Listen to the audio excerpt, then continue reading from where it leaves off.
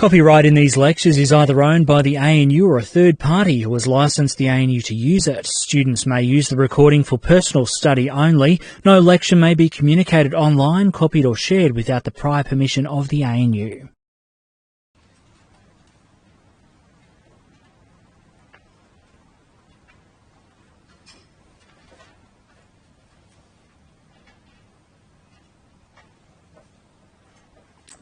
Alrighty, let's make a start. So, all my praying overnight has worked, and looks like everything's actually working. So here we are, week 6, and things are working. Nice.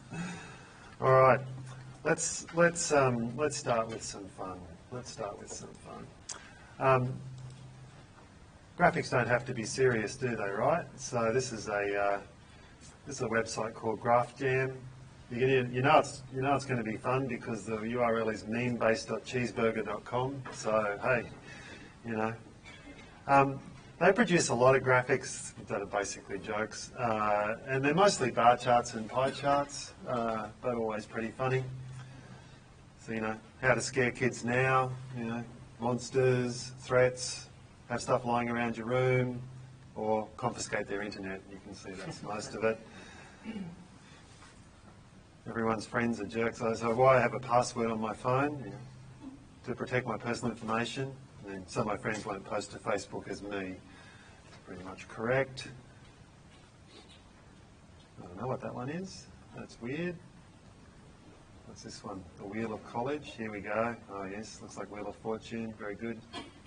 Trying to find a bar chart here somewhere. Oh, it's a line chart. Okay. Don't get that one. What I'm thinking about while playing hide and seek. Yeah, I hope they don't find me. OMFG, I guess you know what that means. A spider. And then why am I breathing so loud? And so on. They're all pie charts. Oh dear. Anyway, they go on for pages and pages and pages, right? So,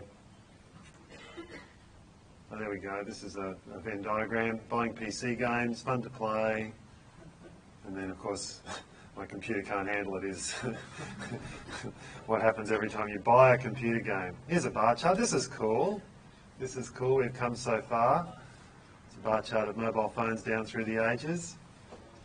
Who owned any of these, apart from that one? I think I get back to here. I never owned one of these. Oh my goodness. So yeah, all good. Anyway, bit of fun. All right, babies. Okay, so yesterday we started talking about this baby data, and we've got quite a journey to go on because it's high dimensional, right? We've got 6 dimensions that we're interested in. The response variable is survival. It's a binary response, okay? So, you know, most of you have come here through maybe a first year stats class, maybe regression modelling. That'll probably be where you max out. Anyone here done survival models in the actuarial program? One person? Okay. So you might have seen a survival model using a logistic regression or something like it, but most of you won't necessarily have seen logistic regression. So logistic regression is where you model a binary response against covariates, and you do so using usually a logit link. It's a generalised linear model. Okay? But if you haven't done that course, that's not going to make any sense to you. You can't just fit a regression model to this, a standard regression model, without doing anything because your response is a 0 or a 1. It's binary. And predicting zeros and ones using a continuous model, if you just let the zeros and ones be your response, pretty damn hard. Okay? So we're going to start by pursuing a non-modelling approach. We're going to try and look at this visually. Now the immediate challenge is you're in 6 dimensions. You can't visualise 6 dimensions. You just can't. You max out at 3. Einstein maxed out at 4. And because time is a dimension, right? He's smarter than all of us here.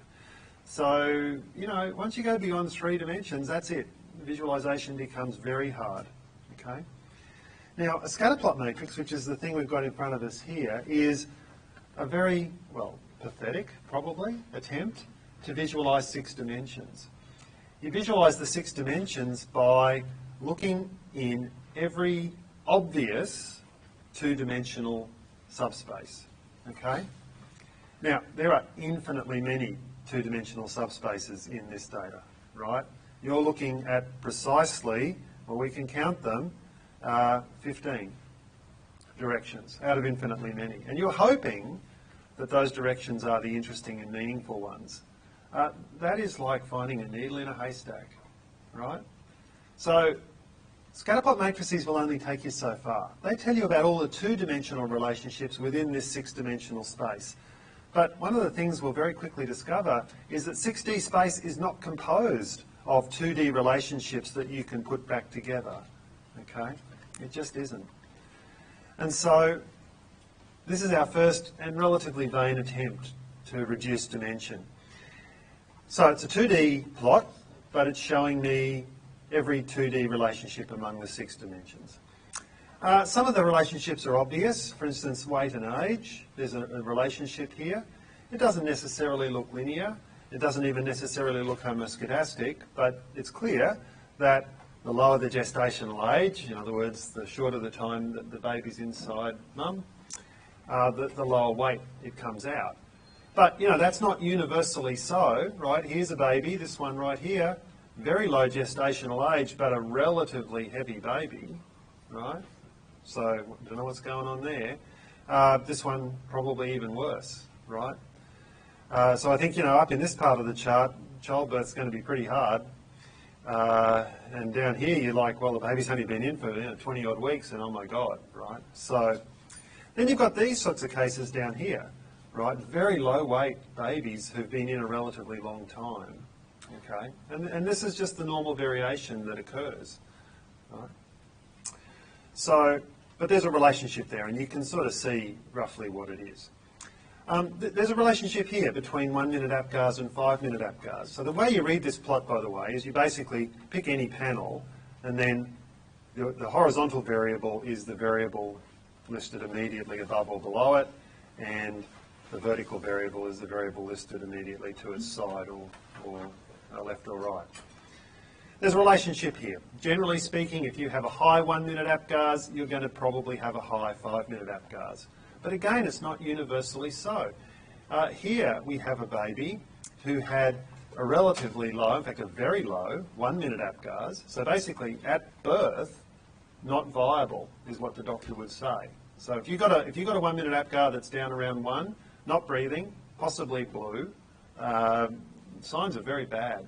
But at 5 minutes, this baby was up to about 6 or 7, right? So that first 5 minutes of life for that baby was pretty important, right?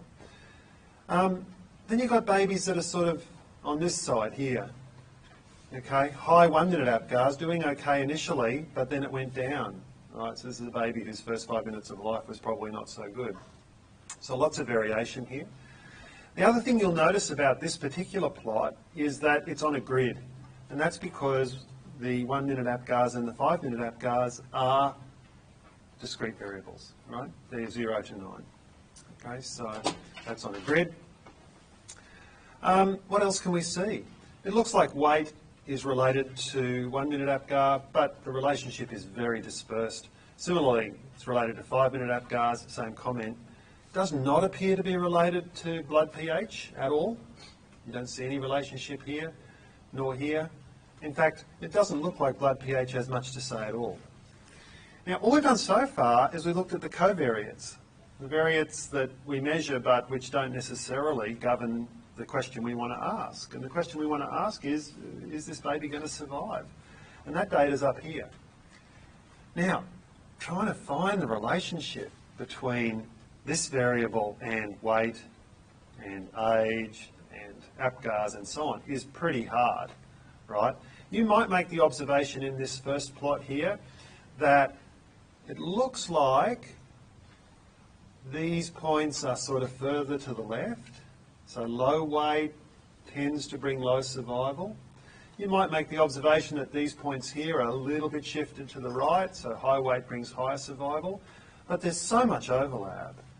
And these are so variant, have such high variance that, you know, you couldn't make any really reliable prediction. And when you look at age, you can't tell anything, really. Okay? The APGARs are useless, essentially, because of the gridding. You might make the judgment that because there's one dot here and one dot here, and they ain't one dot, by the way, there's multiple dots all on top of each other, that this goes roughly up, and this one here, who knows. So what we very often want to do, and I'll show you how to do it, is augment this plot with some lines within each panel, just to give you some guidance beyond the mere points. So the way you do that is you use the pairs function. So pairs is the function that produces a scatter plot matrix. And then if you use the panel option to that pairs function, you can tell within each panel, you can tell R what to do. Okay? So we go pairs of baby, panel equals, and then we say, okay, we want to do this inside the panel. We wanted to do two things. We want to put the points in the panel, points x, y, and we want to add a low S curve to the panel. Okay? And you do that within a function, so you do both of them.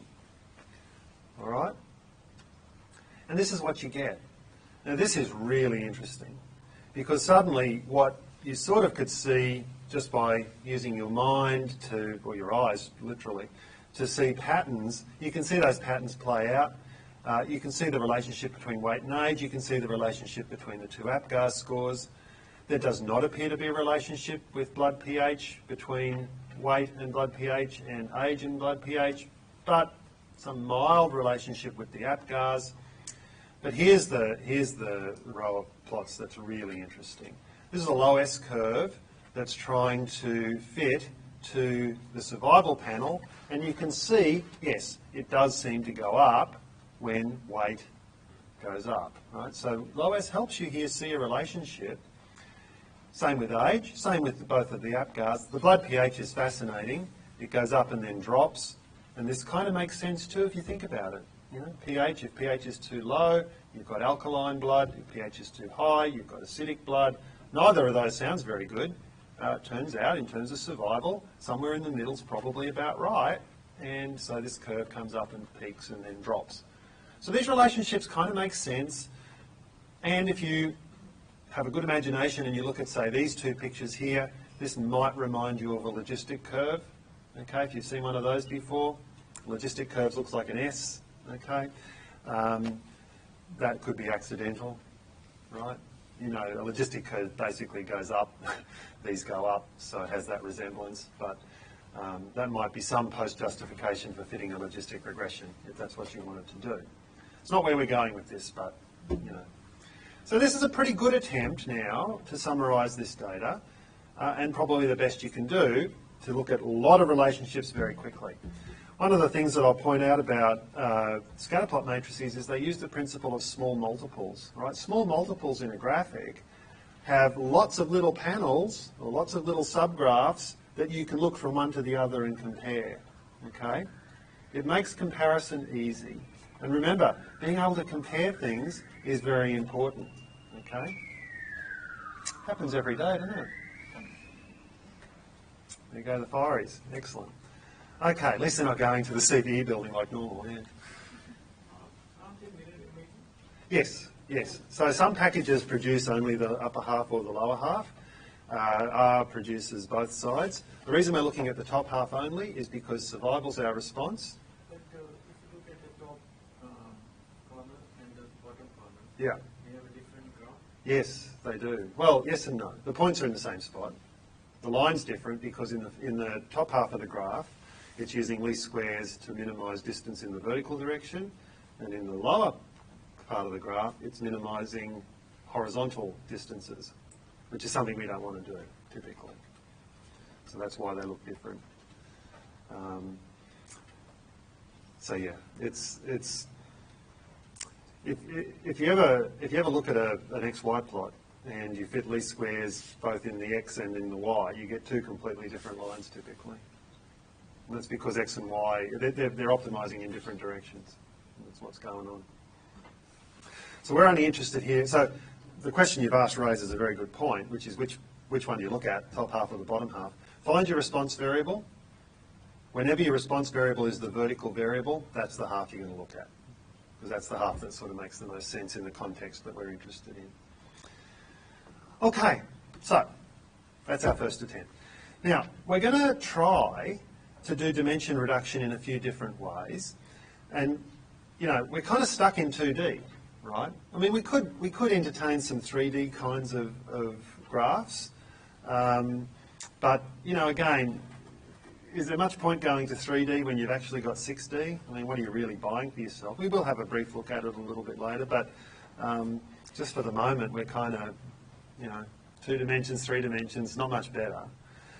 So what we're going to try to do is find 2-dimensional plots that preserve as much of the information as we can, right, while allowing us to see an insight into the full 6 dimensions.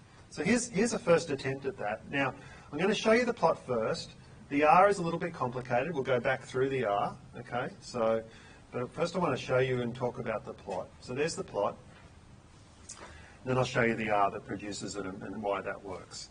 So this is a plot where we've plotted age versus weight. So age is your X variable, weight is your Y variable. But inside the plot, I've used different symbols, and those symbols encode the other variables, okay? Most of the other variables, not all of them. Now, here I've got some luck.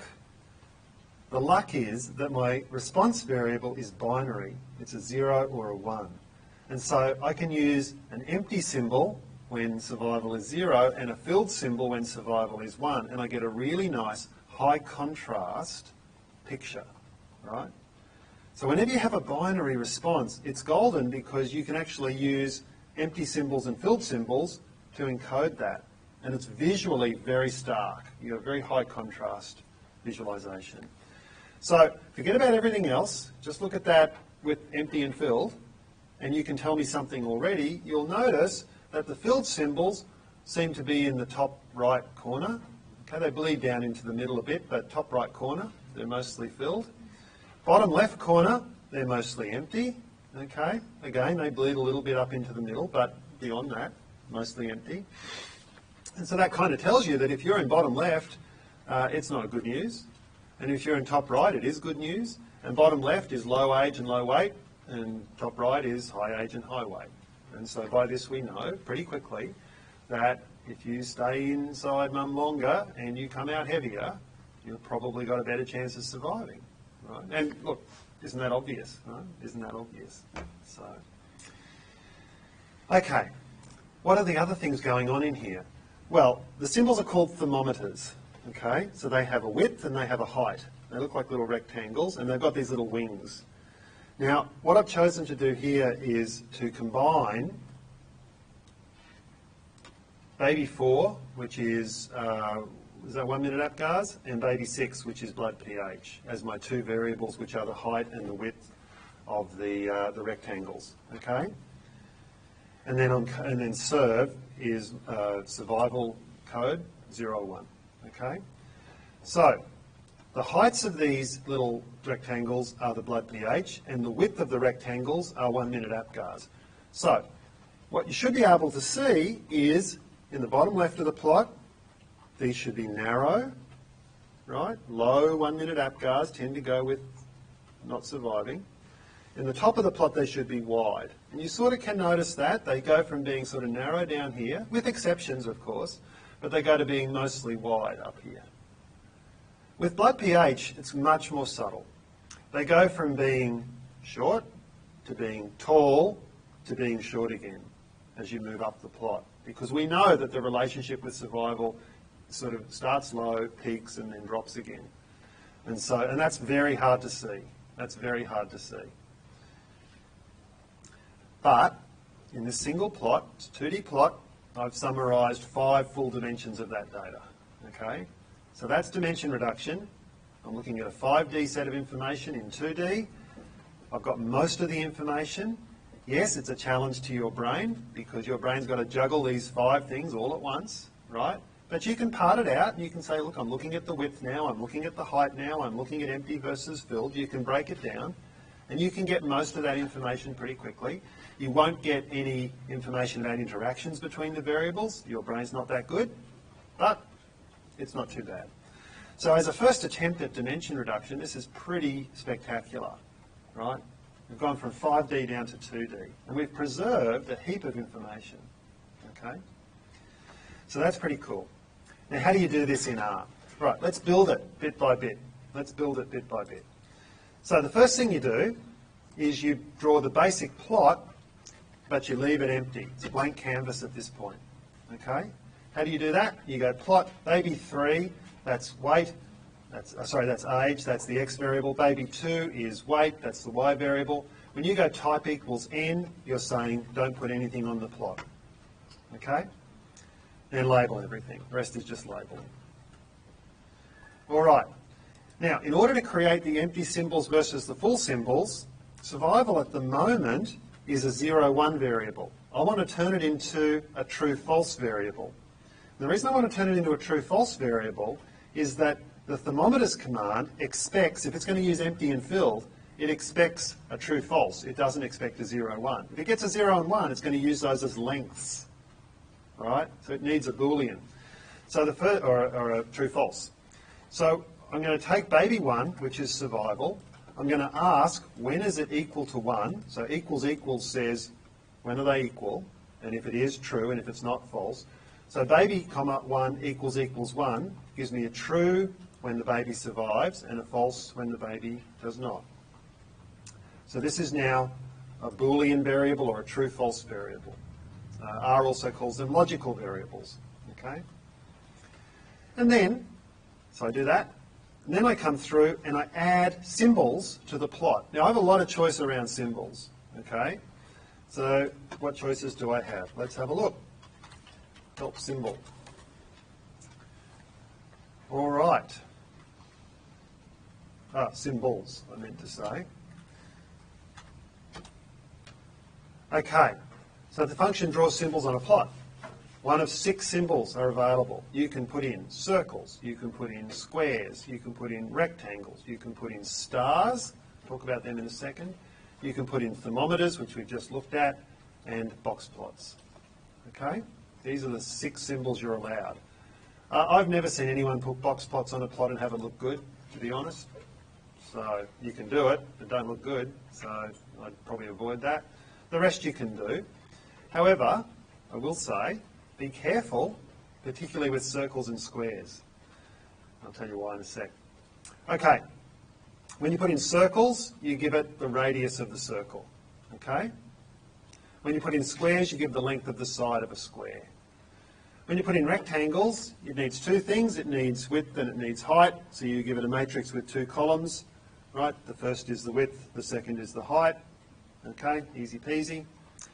Stars lets you draw little, they don't really look like stars, to be honest. They look like little octopuses with only 3 legs or 4 legs or 5 legs, right? However many variables you put in. So there's like a little centre bit and then there's stuff coming out from the centre, right? That's what stars look like. That's almost what it says, giving the lengths of the rays from the centre of the stars, okay? So that's if you want to encode more stuff. Sometimes pretty hard to interpret. Thermometers, a matrix with 3 or 4 columns. The first 2 columns give the width and the height of the thermometers. If there's 3 columns, the third is taken as a proportion. The thermometers are filled from their base to this proportion of their height. Okay. There are 4 columns. The third and fourth columns are taken as proportions, and the thermometers are filled between these 2 proportions of their heights. So it's pretty complicated. So we use 3 things: width and height, and then we fill them either 0 or 1. Okay, and then box plots. You'll notice if you look at the command itself, let's go over here, I put add equals true. That tells R to add it to an existing plot. So I've got a blank plot at the moment. If I go back to the plots section, I've got a blank plot at the moment. Add equals true says, put the symbols on the existing plot. Inches equals 1/12 will control the size of the symbols. Okay? So what I'm going to do is I'm going to show you, so I'm going to copy that. I'm going to paste it, but rather than just hitting return, I'm going to put inches equals 1 and make them too large. Okay? So prepare yourself to see something awful. Right? They're just too big. Right? So if you put inches equals 1, which is just too big. Now, there's actually information in this, believe it or not.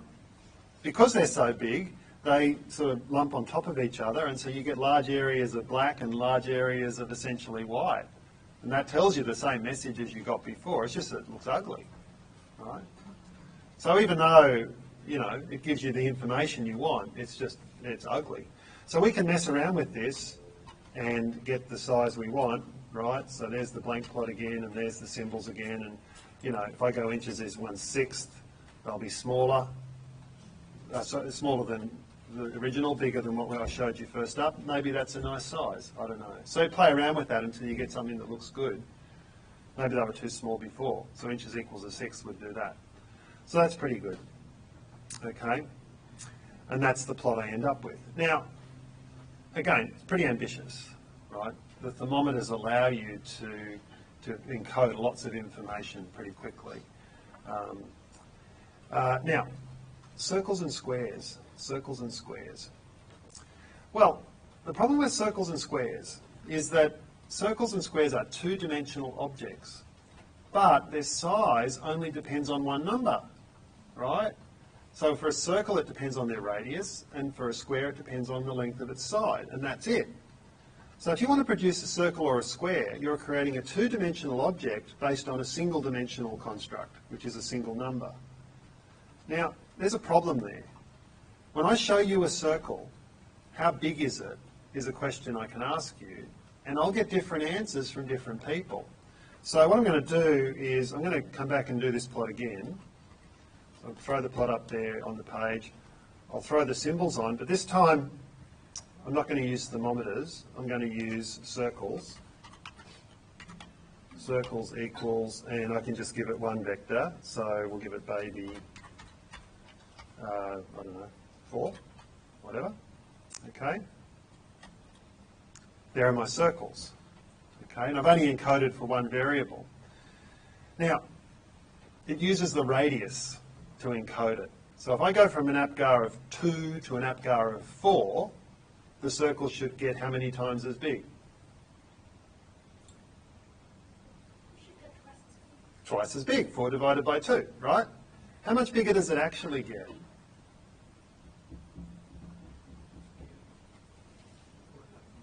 Four times as big, right? Because when you look at a circle, you don't think about its radius, do you? You think about its area, okay? Because it's 2D, all right? So that's a problem. That's a big problem. And that creates what Tufte calls the lie factor, things that are apparently much bigger than they're supposed to be, okay? So I can be honest and say I would never use circles to encode a single object because you create two problems. The first is you create distortion because they're always the square of the radius in size perceptually, which will give you a ratio that's just wrong, right? You get the ratio of the squares of the radiuses, radii, not of the radii themselves. Same reason I wouldn't use squares. Now, what does Hans Rosling use? Circles everywhere, okay? So, we'll come back and talk about that later. So, I'd say never use circles, never use squares, because I think they give you a distortion. And this is where software lets you down, right? Because the people who wrote the symbols function thought, oh, wouldn't it be neat to have circles all over this plot? Yeah, sure, it's neat, it's just wrong, and misleading, and misguided, and all that stuff. But the people who write software don't care. They just want it to look pretty, okay? So, you could do something, by the way, if you wanted to use circles. If you're desperate to use circles, what could you do? Square root? Take the square root of the radius, right? So I could do this. There's my empty plot. If I was desperate to use circles, desperate, I'd go square root of this, and you get actually the correct looking plot. If we really use circle, how do we tell the difference between the survival or not? At the moment you can't, because I'm only encoding for that other variable. So you only can turn the baby 4 and not the baby 6. Correct. Yeah. Yeah. So there's a limitation there. There's a limitation. And that's the limitation of the symbols function. It doesn't let you fill them in. Thermometers are really the only way to get filled symbols with size elements as well. And that's why thermometers is what I showed you.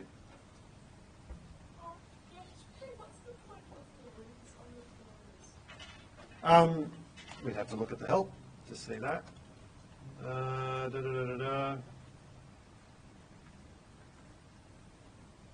Blah, blah, blah. Where is it? Good question. Off the top of my head, I don't know. I never use them.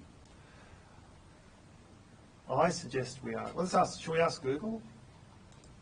Because I'm a big fan of Google. Got the hat, right? Are thermometers? Let's see what it says. Oh, that's nice. We're getting some pictures. Whoa! We're getting pictures of thermometers. Google, you failed me. Oh my God. Are thermometers symbols? Let's see what it gives me this time. Ah, here we go. Draw symbols. Very good. Oh, that's just the help. We can look that up in R. That's crazy. And then it's giving me shit like, sorry, stuff like this. Oh, well, forget it. Thermometer plots in R.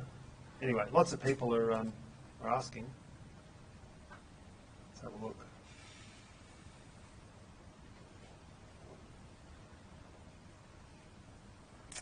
Ugly. Oh, here we go. They don't seem to be using the little wings, do they? They're all the same.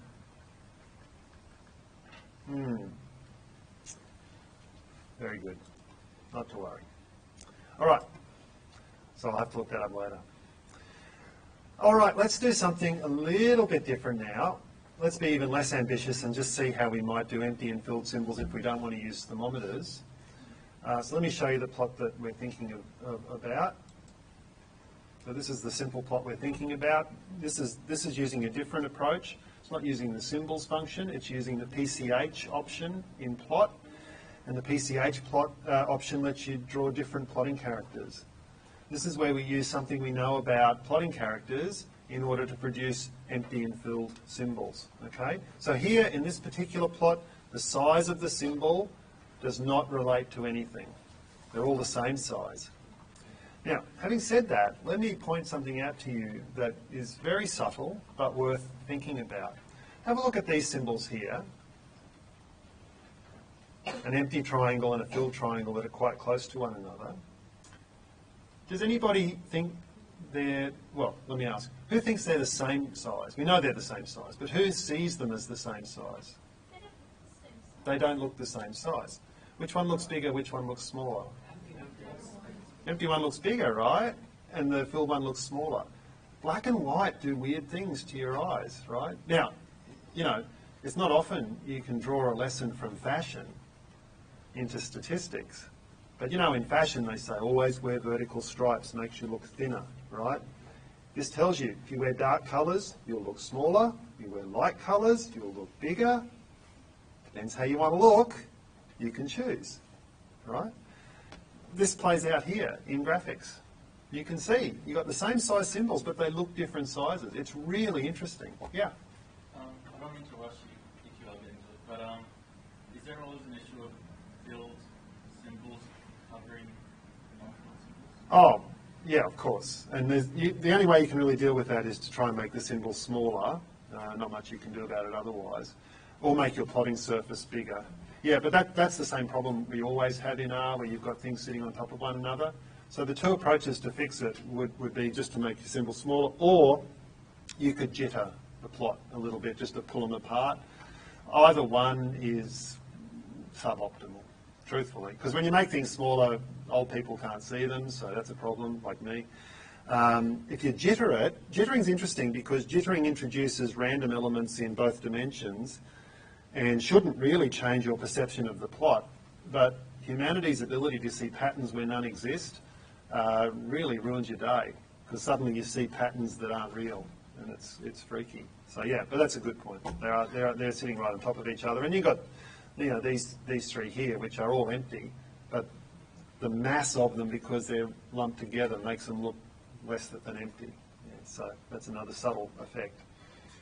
The reason I mention these subtle effects is that, you know, as you look for graphics for part A of your project, right, subtle things are often the most damaging because they're happening without you even knowing it, right? And so you draw messages from graphics and it's just your eyes playing tricks on you. And optical illusions have a lot to say about how you perceive things. In fact, let me show you. This is pretty cool.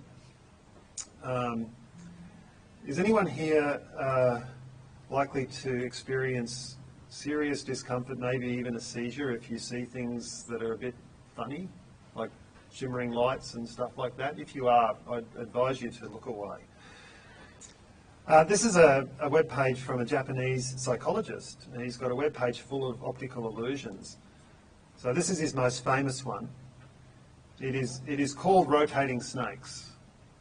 By the way, that plot or that picture is not moving. It is completely still. Good luck. And you know it's completely still because if you look at any particular part of it, it stops. But everything around it keeps moving. There's a reason for this. The way your eye works is it has a physical tremor, and this plot hooks into that. Okay, the rotating snakes. He's got a heap of them. I mean, when I scroll to the bottom, you'll just about fall off your chair. But this one here, if you move your head in and out, these things seem to move. Yeah. All those lines are, that's actually a grid, a square grid. It's not, there's no bulges. All the lines are straight, etc., right? Some of these are just freaky. And you say to yourself, oh, well, I can take it. There's only one page, right? None of these are moving, by the way. Yeah, it only goes up to page 60. Right, he's got 60 pages of this stuff. So it's just amazing. So here's his latest. I haven't seen these. These are his latest. Anyway, they've got a load, I guess. He's taken to posting little movies and stuff. But they all got that same kind of character, yeah.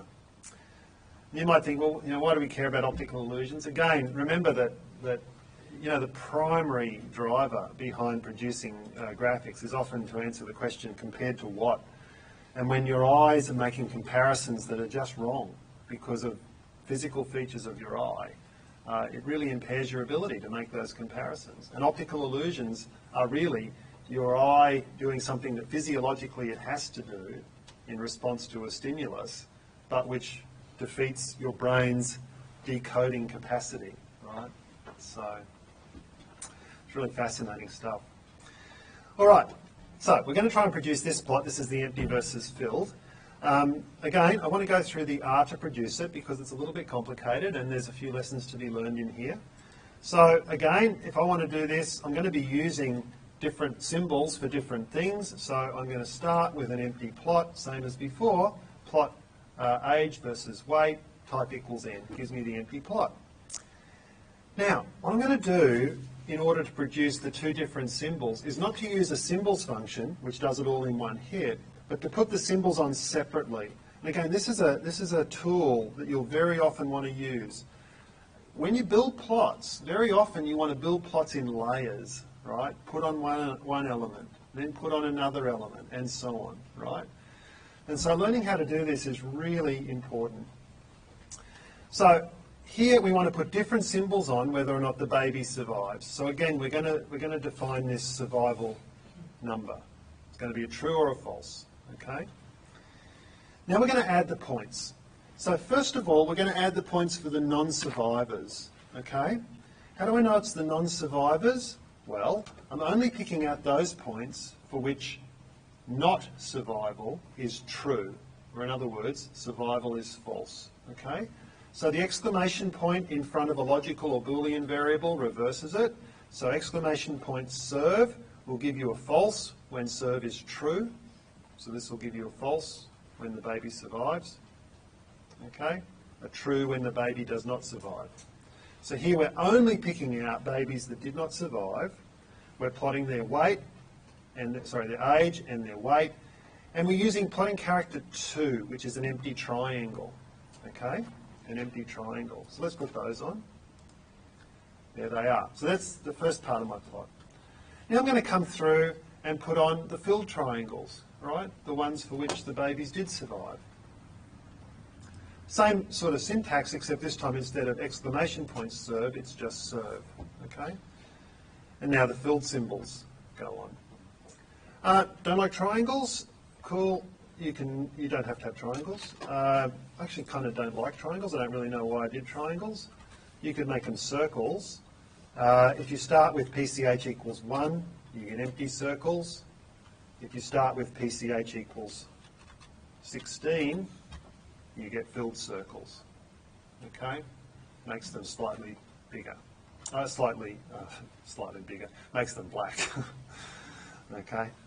Don't know where I got that from. Now, there are some poor choices you can make too. Right? There are some poor choices you can make.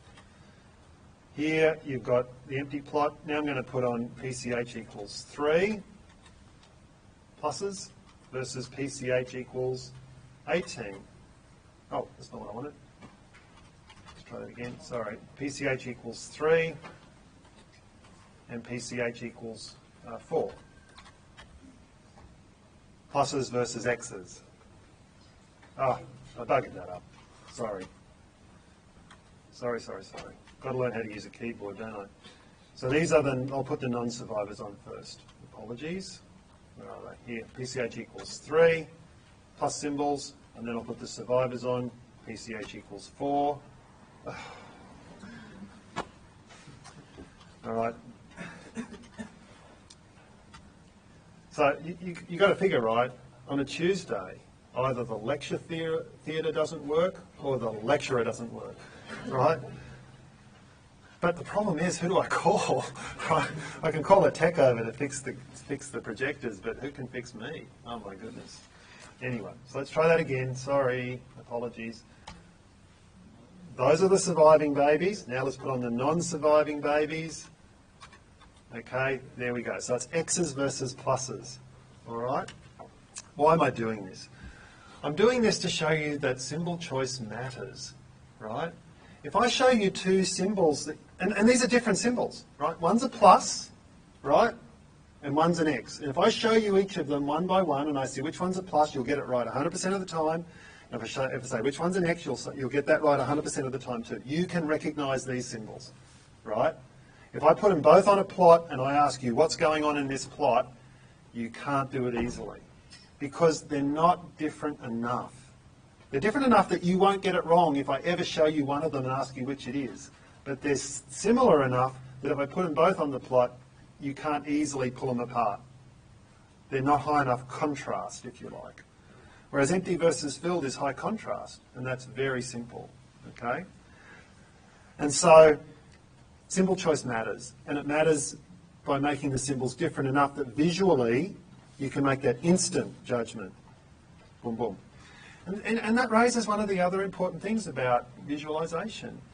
Visualisation has to be fast, right?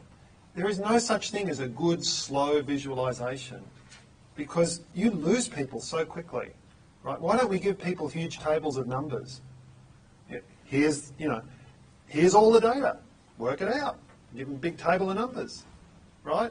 And if they complain, you go, but I've given you all the information. What the hell's wrong with you?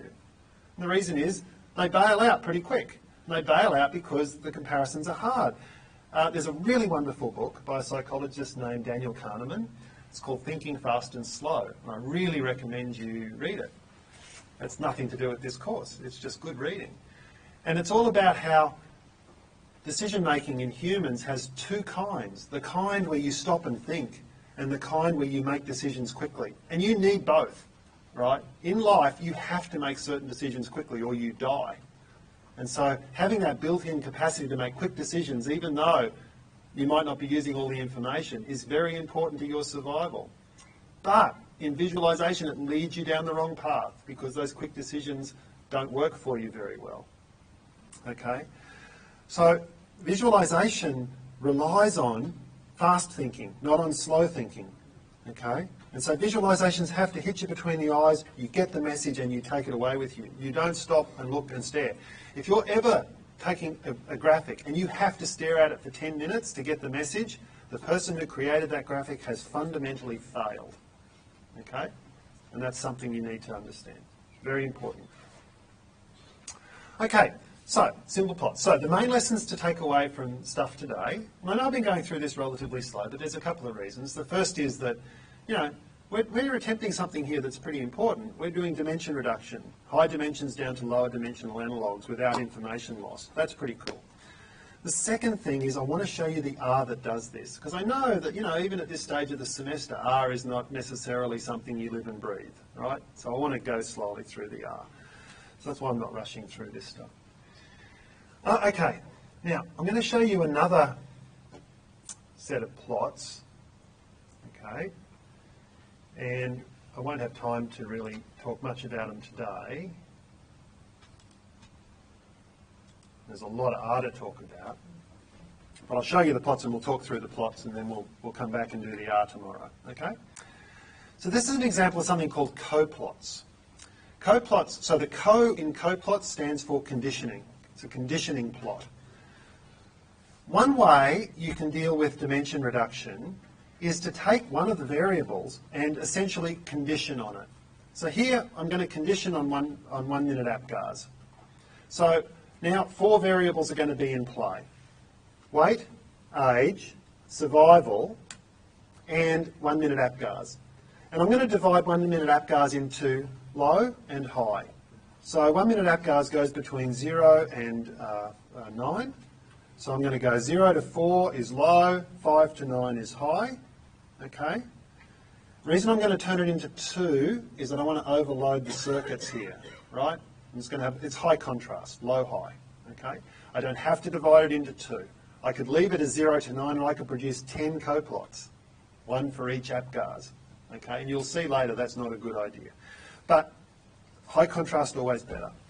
And then what I'm going to do is I'm going to produce, only for the low 1 minute APGARs, a plot of weight versus age coded for survival. And then for the high 1 minute APGARs, plot of weight versus age coded for survival. And I'm going to look at one plot and then the other, because I've got small multiples going on here, and I'm going to ask what's different between these two plots, because what's different is the impact of APGARs. Okay? So we're increasing the complexity, but now we've got 4 variables in play, and I'm still only in 2 dimensions. Right? So this is pretty cool. All right, so let's have a quick look at the plot. On the left is low 1 minute APGARs, on the right is high 1 minute APGARs. All right, tell me what's going on. Tell me what's going on. What do you see? What do you see? What's the difference between the two plots?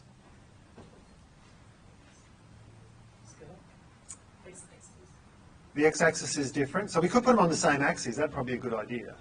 So we could go ahead and do that and fix that. But for the minute, what do you notice about, well, let me ask you some leading questions, okay? So leading question number 1. In the first plot, what proportion of the symbols do you reckon are empty? Yeah, it looks to me, and again, quick visualisation, looks about 50-50, right? Looks like about half are empty and about half are full, maybe slightly more than half empty, okay? Now go to the right-hand plot. Does that proportion change or stay the same? Definitely changes, right? There's many more, well not many, there's proportionally more filled symbols in that right-hand plot than there is in the left-hand plot. If it was 60-40 empty to filled on the left-hand one, it's probably the opposite in the right-hand one. Probably goes from 60-40 to 40-60, and that's a material change between the two plots. And what that tells you is that when you go from low 1 minute APGARs to high 1 minute APGARs, survival prospects improve because there's more filled in that right-hand plot. So that's how you have to think about coplots. You look from one to the other and you ask what's different. What else is different? How do weight and age change as you move from left to right?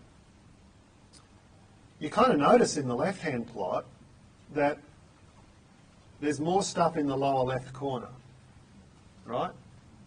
The thing seems to be shifted over to the left a little bit. Part of that's the range, which we can fix, but things seems to be shifted over to the left a little bit more, and that lower left corner is more populated. More populated, yes, by empty symbols, but more populated. You go to the right-hand plot, and it looks like everything's sort of been shoved up to the right corner, just a bit. Not a whole lot, just a bit. So we see 2 things going on here. we see that the weight-age relationship seems to move. It goes kind of from lower left and then a gradual shift to upper right. So as the APGARs grow from low to high, the weight and age shift from small weight, small age